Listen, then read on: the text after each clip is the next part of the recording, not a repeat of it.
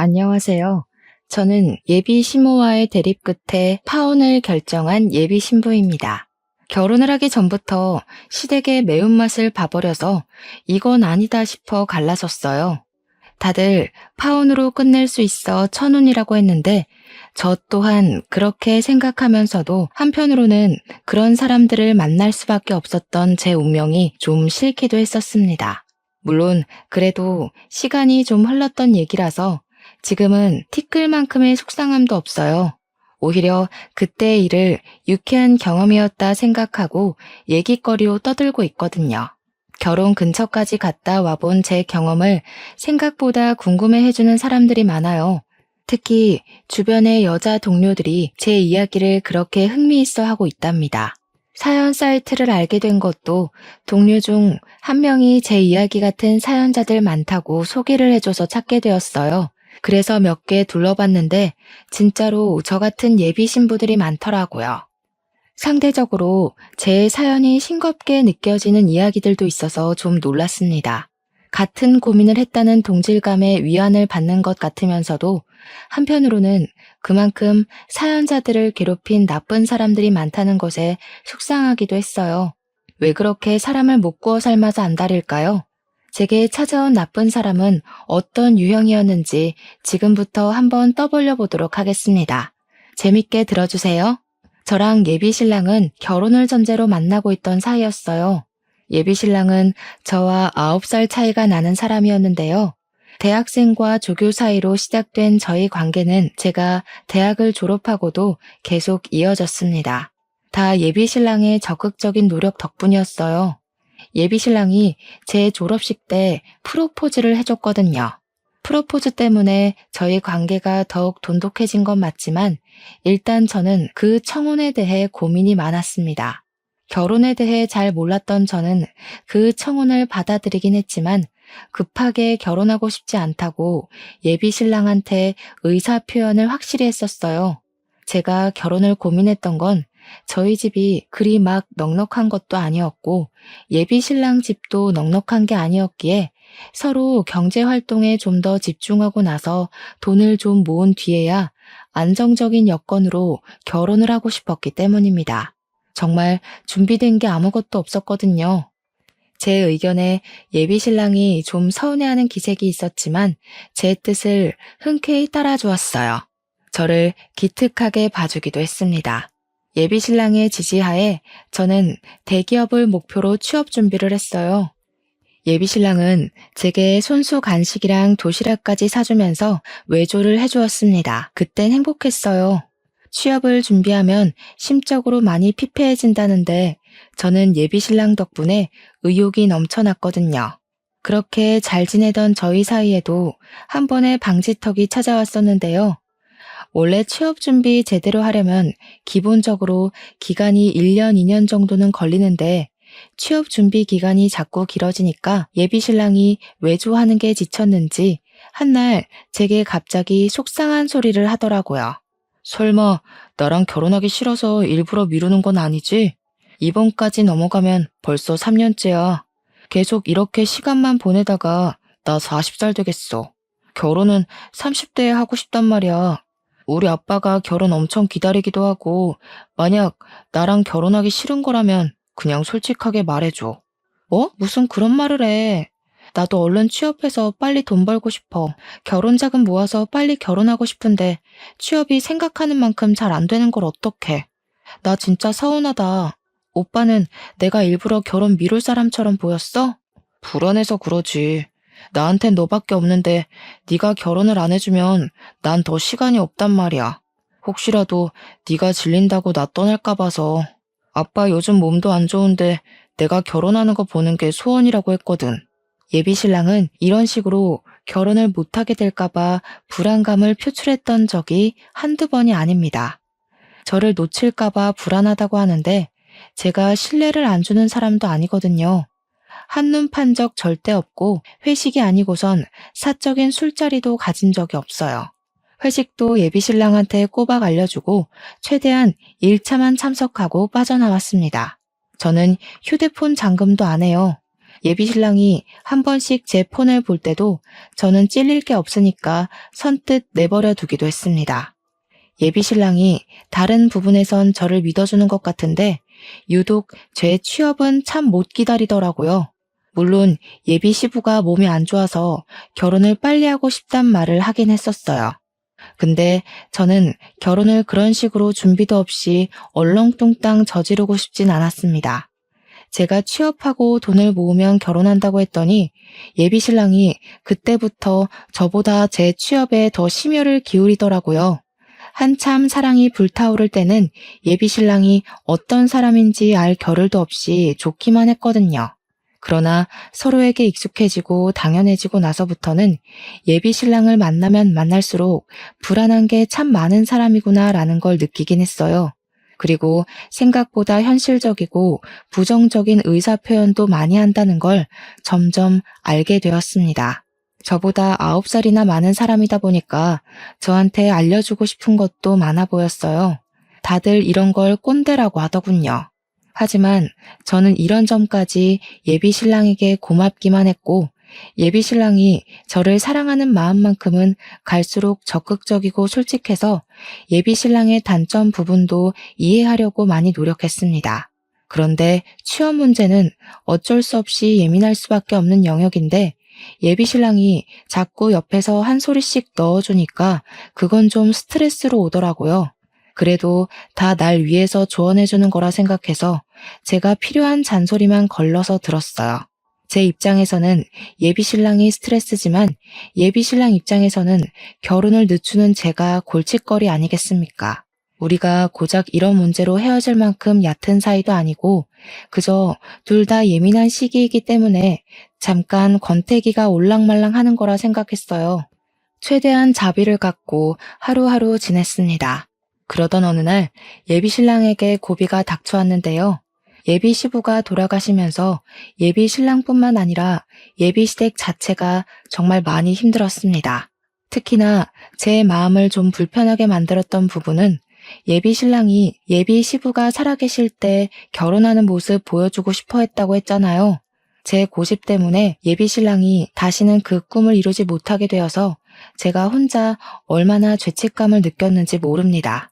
그래서 더 예비 시부 영정사진 앞에서 고개를 들지 못했어요.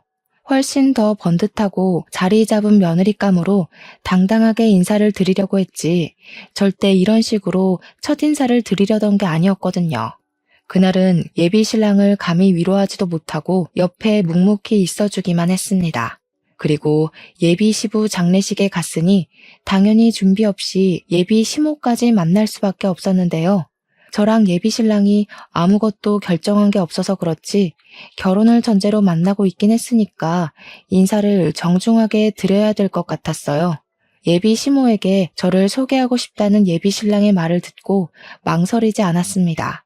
예비 시모마저 놓친다면 제가 예비 신랑 앞에서 더욱더 면목이 없을 것 같았으니까요. 예비 시모 첫인상은 좀 퉁퉁한 편에 웃음이라고는 없을 것 같은 어두운 상이었습니다. 예비 신랑이 저를 인사시켜주는데 경황이 없어 그런지 예비 시모가 정말 딱 제 인사만 받고 다른 사람들만 신경을 쓰더라고요. 이 부분은 경황이 없는 게 맞으니까 당연히 제가 이해를 한 부분이었습니다. 저는 최대한 피해되지 않는 선에서 장례를 돕고 예비 신랑의 상실감을 옆에서 다독여 주었죠. 제가 결혼을 미뤘다는 건 예비 시댁에서도 알고 있는 사실이었을 겁니다. 예비 신랑이 결혼하고 싶은 사람 생겼다고 언질은 해놨다는 걸 제게 말해준 적이 있었거든요. 그 때문에 예비 시부가 저를 빨리 보고 싶어 하기도 했었어요.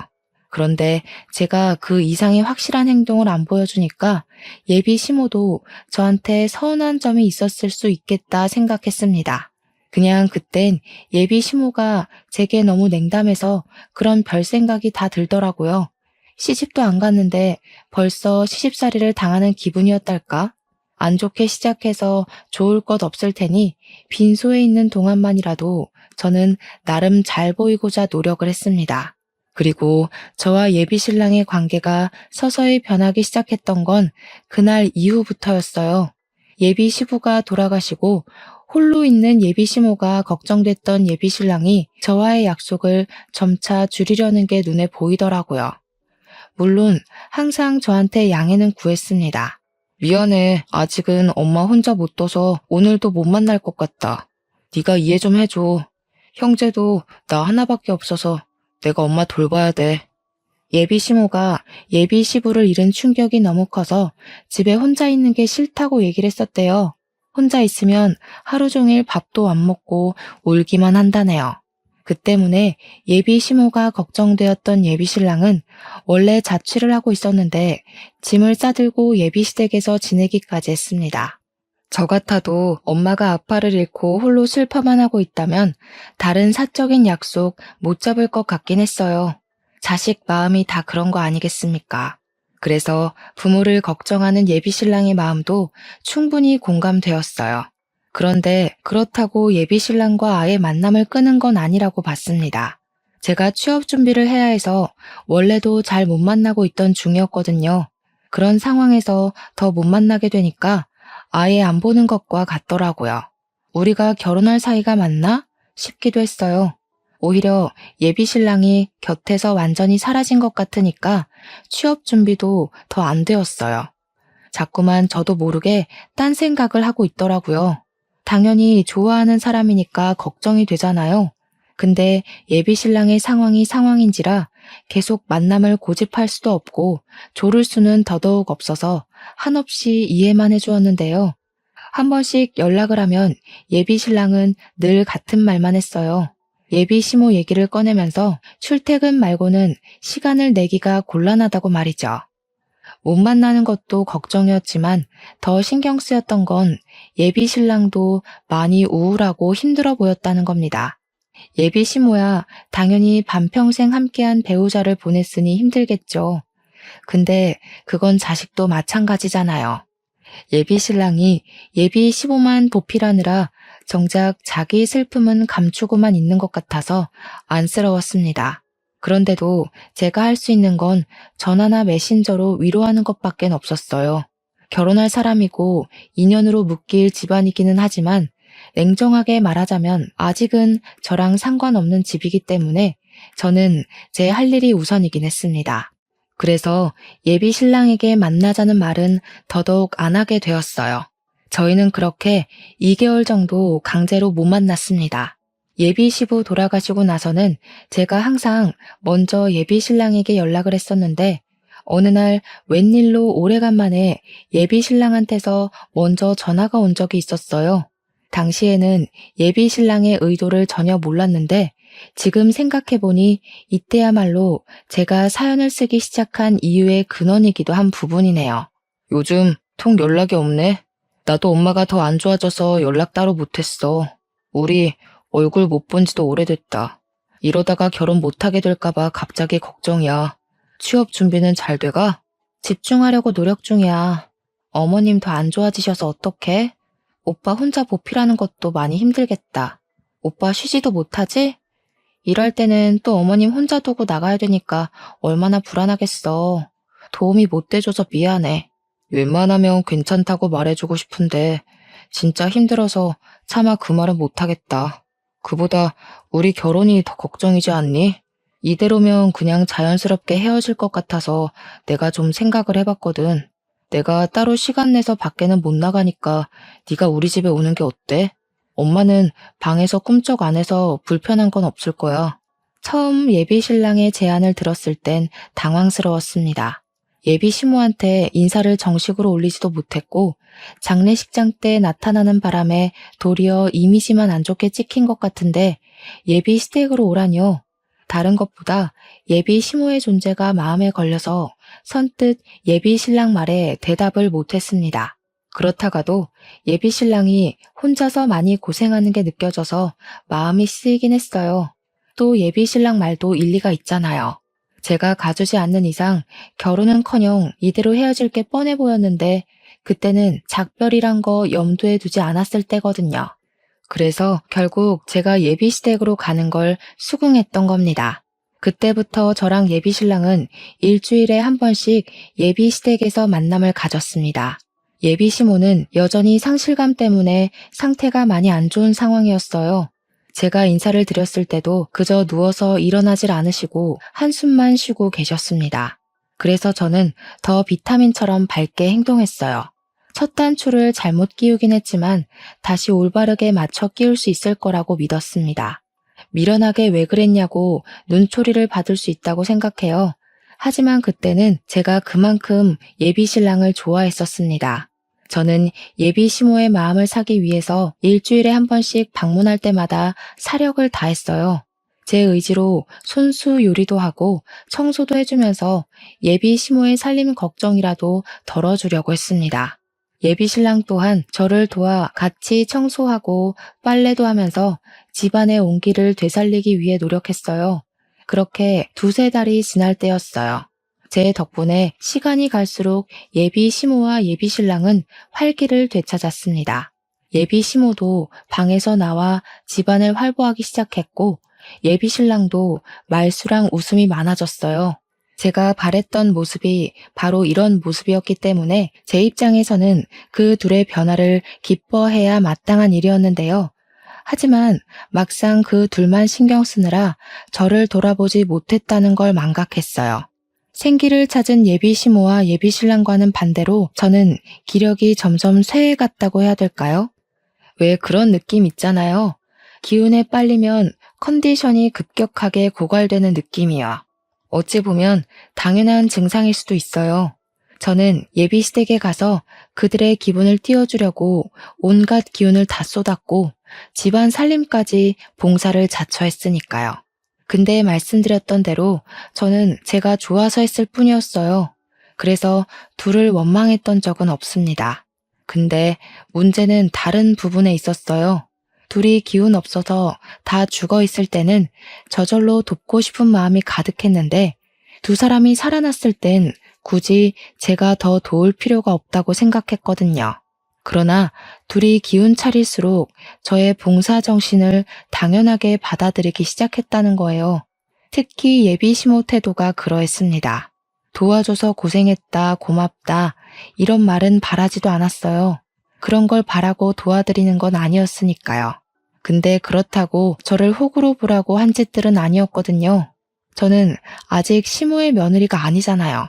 저만의 기준이 있어서 딱 그만큼만 예비 시댁에 도움이 되려고 했던 건데 당황스럽게도 예비 시모가 저를 보는 눈빛에 이미 며느리를 대하는 감정이 담겨 있는 것 같았어요.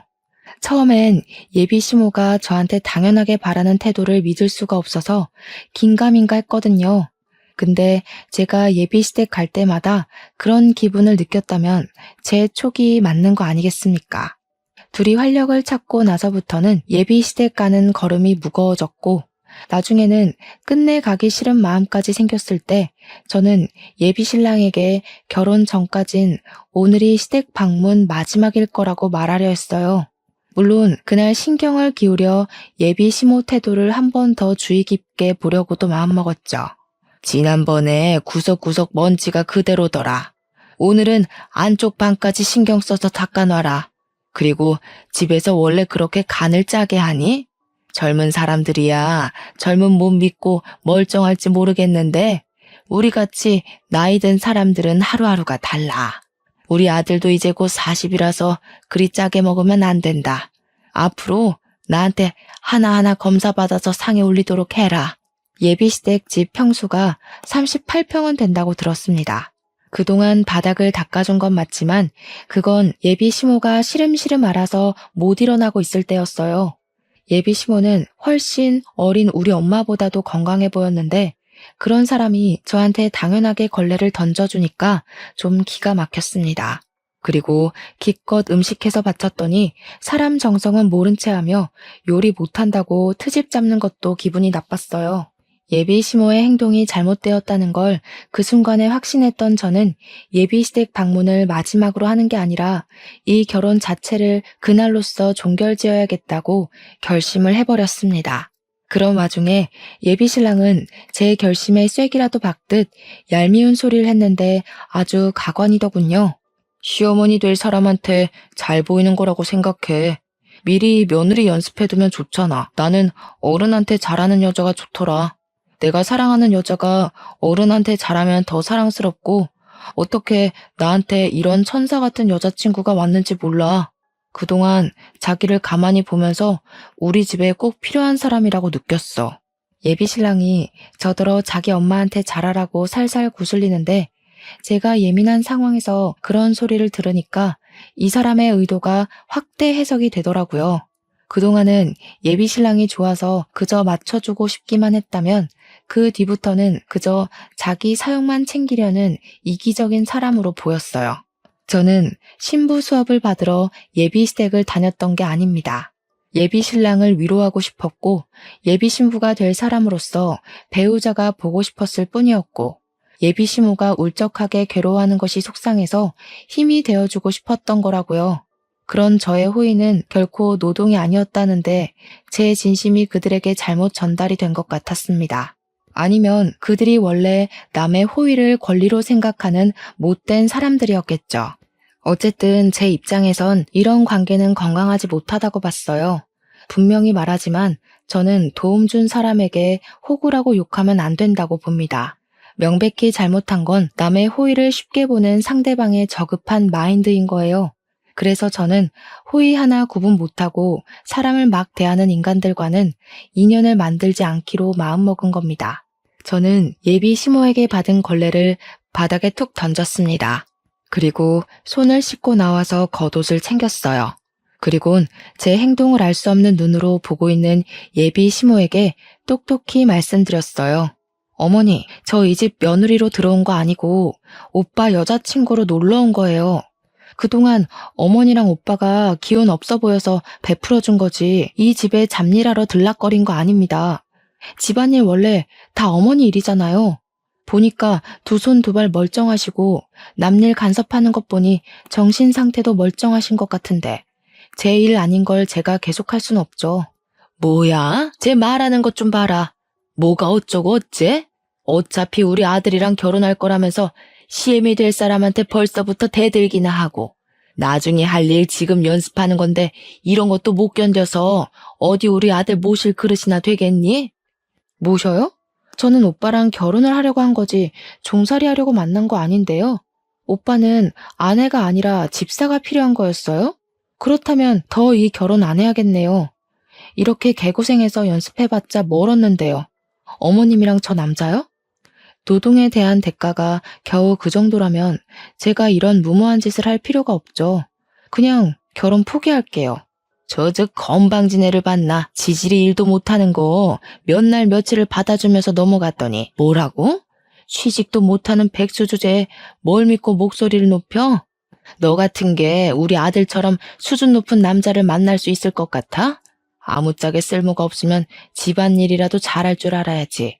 쪽팔려서 누가 백수를 며느리로 받아주겠어? 역시 예비 시모는 저를 이미 며느리로 보고 있었던 것 같았어요. 저 방금 예비 시모 말에 잠깐 반항을 했을 뿐인데 어마무시한 질타를 받지 않았습니까? 그걸 보자마자 제가 이 집에 시집을 와서 어떻게 지내게 될지가 불보듯 뻔하더라고요.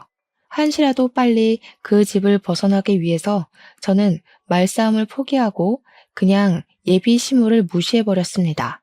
그러니까 제게 사태질을 하면서 요양한 년이라고 욕을 하던 시모가 숨을 헐떡거리는 척 연기를 하더군요. 저는 신경 쓰지 않았어요. 예비 신랑 앞에서는 예비 시모가 한 번씩 저렇게 약한 척하는 걸 알고 있었거든요. 그때 예비 신랑이 제 앞을 막았는데요. 역시나 예비 시모한테 눈이 멀어있던 예비 신랑은 저의 잘못밖에 보이지 않았나 봅니다. 무슨 짓이냐고, 왜 이러냐고 강하게 나오더라고요. 무슨 짓이긴 다신 이 집에 발 안 들이려고 대담하게 표현하는 짓이지. 막상 오빠랑 결혼놀이 비슷한 걸 해보니까 이 집에 들어왔다간 나만 산송장 될 것 같아서 결혼 안 하려고. 미리 체험해보길 잘했다. 몰랐으면 감정은 상할 대로 상하고 이혼녀 되고 죽을 때까지 아픈 손가락으로 남았을 텐데. 무슨 소리라는 거야? 지금 우리 엄마 때문에 산송장 될 것 같다고 하소연하는 거냐? 우리 엄마 아빠 보낸 지 겨우 3달 됐어. 사지 멀쩡하다고 정신까지 멀쩡하겠어? 어떻게 아픈 사람을 이런 식으로 대할 수가 있어? 이럴 거면 처음부터 간병하겠다고 돕지를 말던가. 오빠도 알고 있네. 난 이 집에 당연한 사람이 아니라 그저 도움을 준 사람이라는 거. 그냥 오빠랑 계속 안 보다가 헤어졌어야 했어. 대체 오빠한테 멀쩡한 사람 기준은 뭐야? 대체 어떻게 정신이 나가면 며느리도 아니고 아무런 상관도 없는 나한테 뻔뻔스럽게 노동을 강요해? 오빠는 내가 오빠 엄마 손에 하인처럼 굴려지길 바랬어? 결혼을 하려면 나도 좋고 오빠도 좋아야지. 이건 오빠만 좋은 짓이잖아. 취업 준비로도 안 생기던 다크서클이 예비 시댁을 들락거리면서 생겼다고 예비 신랑한테 얼굴을 들이밀며 보여줬더니 예비 신랑이 당황해서 한 발자국 물러나더군요. 그런 예비 신랑에게 결혼은 없던 일로 하자고 말한 뒤에 집을 나왔습니다. 예비 신랑이 그 어떤 대답을 하지도 않고 그날 하루 연락도 없었지만 저는 당연히 작별을 한 거라고 생각했어요. 그런데 한 이틀 뒤에 예비 신랑한테 전화가 오기 시작하더라고요. 안 받았습니다. 문자 오는 것만 봤는데 저한테 눈 부릅뜨고 예비 시모 편들 때는 언제고 절절 매달리며 제발 만나자고 난리가 났더군요. 황당하게도 전화는 예비 시모한테서도 왔습니다. 예비 신랑이면 몰라 제가 예비 시모 연락을 받아야 되는 이유가 뭐 있겠습니까? 며느리도 아니고 며느리 될 사람도 아니고 파혼을 한 이상 남일 뿐인걸요. 그래서 예비 시모 연락처는 아예 수신 차단해버렸어요. 그러니 웃기게도 예비 신랑이 제 자취방을 찾아왔더라고요. 오밤중에 급히 문을 두드리길래 뭔가 싶어 문을 열었더니 예비 신랑이 울먹거리고 있었습니다. 그러면서 다급하게 하는 말에 좀 당황했어요. 엄마가 약을 드셨어. 너 때문에 혈압까지 높아졌다고. 네가 그날 그렇게 나가서 엄마가 얼마나 열이 올랐는지 알아? 너만 아니었어도 엄마가 쓰러지는 일은 없었어. 당장 우리 엄마 책임져. 제가 뭘 했다고요? 며느리도 아닌 제가 그 집안일 내팽개치고서 박차고 나왔다고 뒷골이 당겨 넘어가더니 이걸 놀라 자빠져줘야 하나 모르겠더라고요. 일단은 예비 신랑을 마주하니까 표정이 곱게 만들어지지 않은 건 사실이에요. 제가 무감하게 서 있기만 하자 예비 신랑은 제 멱살까지 잡고서 흔들었습니다. 예비 시모는 예비 신랑이 출근한 사이 약을 먹은 듯했고 예비 신랑이 퇴근하고 와서 쓰러져 있는 예비 시모를 발견했다고 했어요. 나 때문에 병원에 실려간 거니까 당장 같이 가자는 예비 신랑의 말을 무시하고 경찰에 신고하려 했지만 예비 신랑이 너무 울어서 2차 사고까지 발생할 것 같더라고요. 그래서 저는 할 수 없이 병원을 같이 갔고 병실에 누워 안정 취하고 있는 예비 시모를 보았습니다. 예비 시모는 저를 보자마자 이놈 하면서 못 가누는 몸을 움직여 잡히는 대로 던지기 시작했어요. 그러니 같이 병실 쓰는 주위 사람들이 저를 정말 썩을 년인 줄 알고 쳐다보더라고요. 그새 뭐라고 짓거려 놓았나 보죠. 여기가 어디라고 찾아와? 너 같은 건 우리 집 며느리로 절대 인정 못한다. 며느리 노릇도 못 견딜 거면 뭐하러 내 아들이랑 붙어먹어? 싹 수 없게 어른 앞에다 걸레나 툭툭 던지고. 너 같은 며느리 때문에 나라가 망하는 거야. 돈도 안 벌면서 우리 아들 등골 빼먹을 궁리만 했지? 내 착한 아들이 아무것도 모르고 이것저것 다 해주니까 만만했냐? 꼴도 보기 싫으니까 꺼져. 베개나 칫솔, 쓰레기 뭐 이런 건 던지더라도 질량이 가벼워 제가 있는 거리까지 닿지는 않았는데요. 물이 반쯤 든 물통은 힘을 제대로 받아서 제 얼굴까지 날아왔습니다. 눈을 정통으로 맞았더니 그제야 예비 신랑이 예비 시모를 말리면서 저더러 일단 밖에 나가 있으라고 소리를 치더라고요. 어처구니 없었고 화가 치밀어 올랐지만 다른 환자들이랑 보호자들 생각해서 일단 밖으로 나갔어요. 눈 주위가 따끔거려 휴대폰으로 확인했더니 피부가 살짝 찢어진 걸 발견할 수 있었습니다. 짜증이 솟구쳤던 저는 속으로 삭히기만 하면서 간호사가 있는 카운터로 찾아갔어요. 몇 호실 보호자라는 걸 밝히고 따로 부탁을 해 가볍게 치료를 받았습니다. 그때 저를 치료해준 간호사가 무슨 일 있는 거냐고 묻더라고요. 이미 간호사들도 난동의 주인공이 예비 시모라는 걸 알고 있었는데 그 내막까지는 차마 몰라서 궁금해하고 있었습니다. 저는 숨길 거 없다고 생각했어요. 어차피 더 이상 저랑 관련 없는 사람들이고 제가 잘못한 건 더더욱 없었기에 남의 귀로 제 이야기가 들어가는 것에 거리낌이 없는 상태였어요. 그래서 제 상황과 제 입장을 따로 설명 주었습니다. 그랬더니 주위에 있던 다른 간호사들까지 다들 미래 며느리 될 사람들이다 보니까 대동단결해서 같이 화를 내주더라고요. 그러면서 제게 슬쩍 말해주는 사실이 하나 있었는데 지금 생각해도 이 사실은 창피하고 웃긴 일이라고 봐요. 간호사가 하는 말이 예비 시모가 약을 먹고 실려왔다고 진단이 되어 있다는데 그게 다 뻥이라고 하더라고요. 약 먹고 의식을 잃은 환자들은 특히나 시간이 더 금이고 위세척만 하면 살릴 수 있기 때문에 병원에서 난리가 났었다는데요. 정작 수술을 진행하러 들어갔더니 예비 시모 위가 너무 깨끗한 데다가 맥박은 물론 혈압까지 정상 수치라서 김이 팍 샜었다고 합니다. 수면 마취만 하고 잠만 자고 일어난 거래요. 의사가 예비 시모더러 그만 퇴원해도 된다고 했는데 예비 시모가 계속 약 먹고 정신 잃었었다고 끝도 없이 고집 부려서 병실에 있는 거라고 했습니다. 제가 치료받으러 찾아오기 전까지만 해도 간호사들끼리 이미 예비 시모 험담을 몰래 하고 있었다더라고요. 그렇다고 환자인 예비 시모에게 공직자들이 뭘 할 수 있는 건 아니었고 대신 다른 병실에 양해를 구해줄 테니 잠깐의 소란은 피울 수 있도록 허락해 준다고는 했습니다. 저는 딱히 소란 피울 생각은 없었지만 간호사들이 용기와 기회를 주니까 잠시 가라앉던 분노가 다시 솟구치더라고요. 그래서 다시 병실을 돌아갔고 예비 시모 침대 쪽에만 커튼이 쳐져 있는 걸 보았습니다. 아까까지만 해도 제게 욕을 할 것처럼 쳐다보던 주위 환자와 보호자들의 눈빛이 좀 달랐는데요.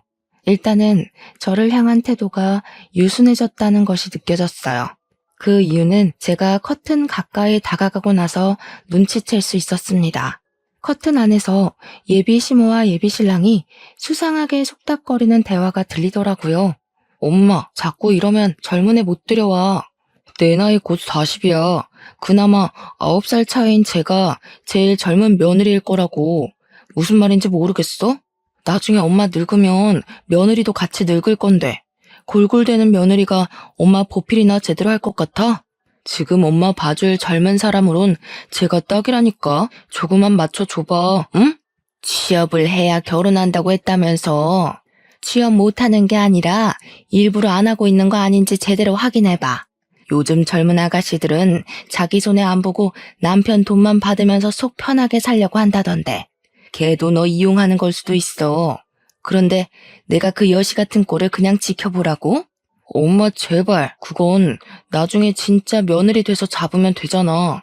일단은 쟤를 우리 집에 들이는 게 더 중요한 거라니까.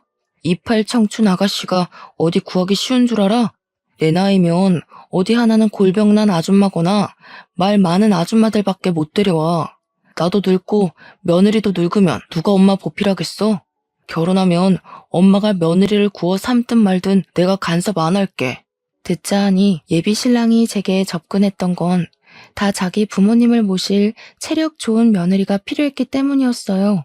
예비 시부는 돌아가셔서 어쩔 수 없는 거였고 예비 시모만큼은 힘 많고 체력 좋은 며느리를 붙여서 요양시키려고 했던 것 같았습니다. 그래서 정식 인사도 안 드린 저를 벌써부터 며느리 교육하려고 고나리질 했나 봐요. 커튼 앞에서 정확한 진상을 듣는데 얼마나 기가 막혔는지 모릅니다. 그동안 내가 누구를 사랑했는지 뭘 보고 사랑했는지가 기억도 안 나더군요. 이미 예비 신랑에게 실망한 채였지만 그래도 좋았던 추억 정도는 마음 한구석에 남겨두었었는데 그날로써 저는 그를 완벽하게 끊어낼 명분이 생긴 셈이었어요. 오히려 깔끔하게 침 뱉어주고 돌아설 수 있어 다행이라 생각했습니다. 그때 제 어깨를 톡톡 두들긴 사람이 있었는데 돌아보니까 같이 병실을 쓰고 있는 보호자들이더라고요. 다들 누군가의 시어머니 뻘 되는 연세들이었지만 한편으론 누군가의 며느리이기도 했던 아줌마들은 시모 입장보단 며느리 입장을 더 공감해주는 것 같았어요.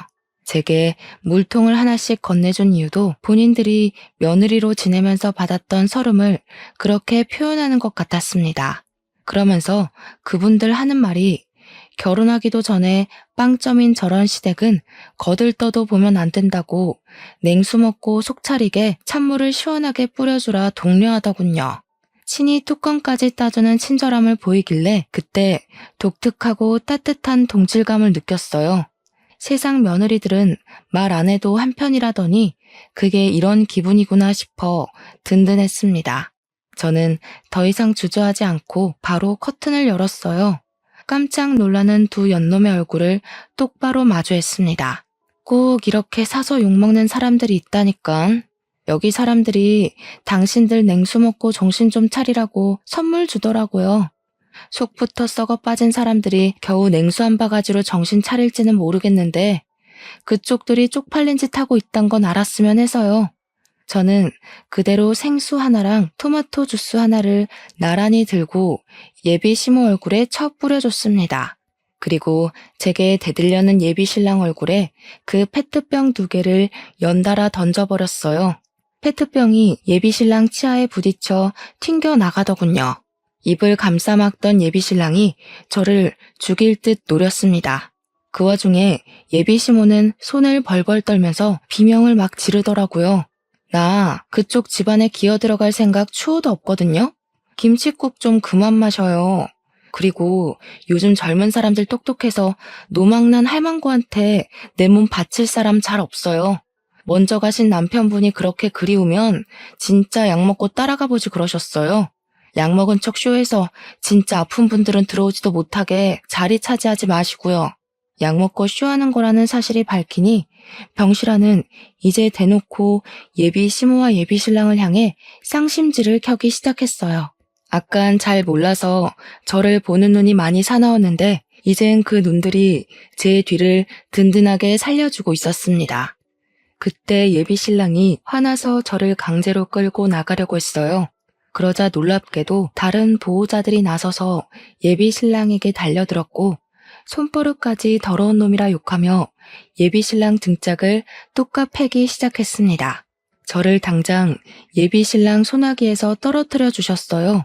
엄마뻘 되는 아줌마들의 공격에 예비 신랑이 당황해서 얻어 터지기만 했는데 아줌마들의 구타가 끝나자 황급히 자기 엄마 옆으로 도망쳐 가더라고요. 그러더니 자기 엄마랑 똑같이 벌벌 떨면서 단체로 폭행죄 신고할 거라고 소리를 고래고래 지르는 거 아니겠습니까? 그러자 아줌마들이 나서서 총각이 그렇게 살면 안 된다고, 그런 건 효도도 아니고 사회적으로 왕따 당하는 집밖엔 안 된다고 맞받아 쳐줬습니다. 아줌마들이랑 싸우고 있는 예비신랑 꼴이 좀 꼴사납고 웃기더라고요. 왜 다들 난리세요? 제가 뭐라고 했는지 모르겠는데 지금 이거 우리가 억울한 상황이거든요? 야, 너 대체 사람들한테 뭐라고 이간질한 거냐? 새파랗게 어린 년 기사회생 좀 시켜주려 했더니 감히 나 같은 복을 걷어차? 이 결혼 솔직히 내가 더 손해인 거 알지? 진짜 후회 안 할 자신 있어? 뚫린 입이라고 자기 믿고 싶은 대로 짓거리는 것도 참 용기다. 귓구멍이 막힌 거냐 생각이 없는 거냐? 우리 이미 끝난 사이라고 몇 번을 말해? 기사회생은 내가 널 그렇게 만들어줬지. 주변에서 욕하는 거 무시하고 겨우 조교밖에 못하고 있는 거 만나줬더니 네가 뭔 복이라는 거냐? 학교에서 다들 너더러 뭘 했는지 알아? 자기가 교수라도 된 것처럼 설친다고 난리더라. 뭐? 이게 어디서 구라야? 그리고 조교라도 나 교수 인맥 장난 아니거든? 내가 교수님들한테 부탁하면 당장 1,000만 원도 빌릴 수 있어. 네가 백날 취업 준비하고 사회생활을 빙빙 돌아봐라. 나처럼 이런 황금 인맥 만들 수 있을 거라 생각해? 몰랐구나. 아는 후배가 말해주더라. 교수님들이 오빠 일손 느리다고 빠릿빠릿하고 새파랗게 젊은 사람한테 일 일임할 거래. 어떡하냐? 이제 나이도 많아서 새 직장 구하는 것도 딸릴 텐데. 할망구 보살필 사람 필요하면 이참에 요양보호사 자격증 따서 직접 네 엄마 모셔봐. 혹시라도 며느리를 원하는 거면 그냥 죽었다 다시 태어나는 게 나을걸? 예비신랑은 조교 자리가 바뀔 거라는 제 말에 충격을 받아 그때부터 입만 벌리고 있었습니다. 그 옆에서 예비 시모가 대신에 제게 쌍욕을 날리고 있었는데요. 저는 예비 시모한테도 부디 평생 기억하고 살라고 경고를 한마디 남겨주었어요. 아들이 못나서 며느리를 못 보는 게 아니라 그쪽이 지지리도 궁상이라서 며느리 얻을 팔자가 없는 거란 걸 꼭 아셨으면 좋겠어요. 쓸데없이 입원해서 보험사까지 피곤하게 하지 마시고 그만 집에 가세요. 나는 왜 이렇게 못났을까 하는 반성은 하지 마셔요. 계속 성깔 더러우셔야 다른 아가씨들이 이 집에 시집 안 오죠. 예비 시모가 제 막말에 충격을 먹어 말을 버벅거렸는데 결국은 욕밖에 못하길래 그 욕에 보답하고자 옆에 있는 예비 신랑의 머리통을 대신 후려쳐줬습니다. 그러니 예비 시모가 욕을 뚝 그치더라고요. 그리곤 저는 그간 갖고 있던 모든 추억을 그 자리에 버리고 나왔어요. 예비 신랑이 뒤늦게라도 저를 쫓아나올 수 없었던 건 보호자분들이 붙잡아준 덕분이었습니다. 그대로 병원을 벗어난 저는 그 뒤로 자취방을 서둘러 내놓았고 친정집으로 가 지방에서 취업 준비를 시작했어요. 휴대폰 번호까지 바꿔버렸더니 정말 예비 신랑과는 더더욱 마주치는 일이 안 생기더라고요. 그렇게 5년이 지났어요. 지금까지도 저는 예비 신랑과 예비 시모를 코빼기도 본 적이 없습니다. 지방에서 일을 하고 있지만 한 번씩 서울에 가는데도 두 사람을 마주친 적은 없었어요. 그래서 어떻게 살고 있는지는 모릅니다. 그러나 분명한 건 저를 만났던 순간보다 잘 살고 있진 않을 거예요. 원래 못된 사람들은 나이 들수록 더 욕심과 고집이 강해지는 법이거든요. 그런 사람들의 결말은 하나같이 망조라고 봐요. 아마 그들은 앞으로도 계속 찾아오는 기회나 행운을 스스로 뻥 차버리다가 생을 끝내게 될 거라고 생각합니다. 그래서 지금은 과거의 그날이 그저 하나의 인생 경험으로만 남아있어요. 그 일 때문에 결혼에 실패하긴 했지만 그건 상대방의 문제였지 제가 결혼이 싫었던 건 아니었거든요. 때문에 저 지금 결혼 준비 중입니다. 과거와 달리 저를 진심으로 존중해주는 남자와 그런 시댁을 만나서 행복하게 준비를 하고 있어요. 사람이 상대방에게 진정으로 존중을 받아보니까 과거에 그런 싹수 없는 집안에 안 갔길 천만다행이라는 생각이 들더라고요.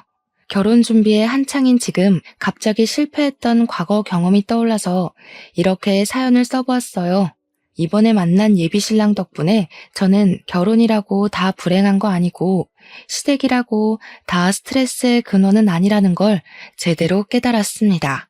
이번엔 저도 직장이 있고 모은 돈이 있으니까 결혼 준비까지 완벽하게 마련되어서 마음이 편해요. 그래서 역시 결혼 상대로 누구를 만나느냐도 중요하지만 나만의 정년기를 맞춰서 결혼하는 것도 중요하다는 걸 알았어요. 준비가 된 저에게 찾아와준 새 예비신랑과 앞으로 인생을 알차게 살아가 보려고 합니다. 제 앞길에 축복도 받을 겸 이렇게 사연을 올려보았네요. 제 사연도 언젠가 소개가 되겠죠? 수다 떨기 좋아하는 제가 얼굴 모르는 사람들과 소통이 될 생각을 하니 벌써부터 기대가 됩니다. 아무쪼록 모두들 하는 일마다 성공길로 한 발짝씩 나아가길 바라면서 저는 이만 인사드릴게요. 긴 사연 들어주셔서 감사합니다.